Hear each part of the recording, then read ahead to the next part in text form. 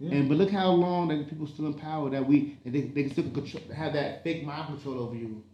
It is how powerful that is. Like Don Sterling, whatever, when he got caught, he said, "We off the game. Without me, you wouldn't be playing it." Like they really think that, right? And it's true because we're not doing nothing about it. But these all they have is money, monetary gain, right? And but money rules the world. But the get like you could take it away. Now, granted, LeBron can't play forever, right? But yes, he can.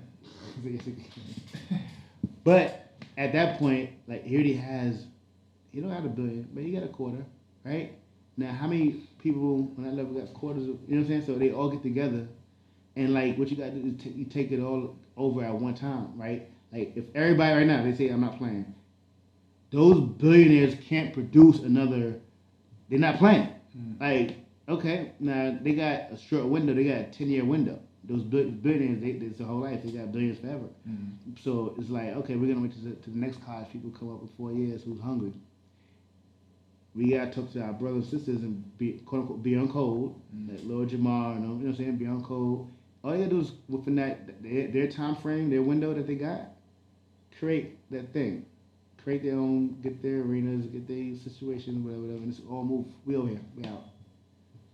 But it's not super impossible at all. But because we have the talent and we have capital now. Today we had before we did it. We have capital now. You know what I'm saying? But the fact that they have that control, like that to me is so crazy. But we gotta start controlling everything that we a part of. That we everything that you want justice or fairness in, you gotta control it because you're not getting it. There's nothing to cry, pray, hope about. You're not getting it. Period. Back on track. We about to hit the 40-minute mark. What do you want to? What's next on the situation? Any details, budgets, or anything? I couldn't find the budget for this movie. Tahim, come on, where's the money at, Tahim? Yeah, I searched. I think Tahim and Ice-T probably came out of their own pockets for this for some reason. That's what I want to know. I want to know, like, there was some money because the production value, like I said, like it looked like it was. No, the production was amazing. It looked like it was salute, something. Like, salute on that, Tahim. Yeah. I mean, you didn't spend $80 million. It was Spike. You didn't, you didn't go to I'm joking. You didn't go to Thailand. No, the production was great. It didn't look cheap at all. It didn't. That's what I'm like. That was my only issue. Was some of the lines, some of the acting. Like I said, it sounded like you ever see a rapper that it's their first time in the booth and they're reading.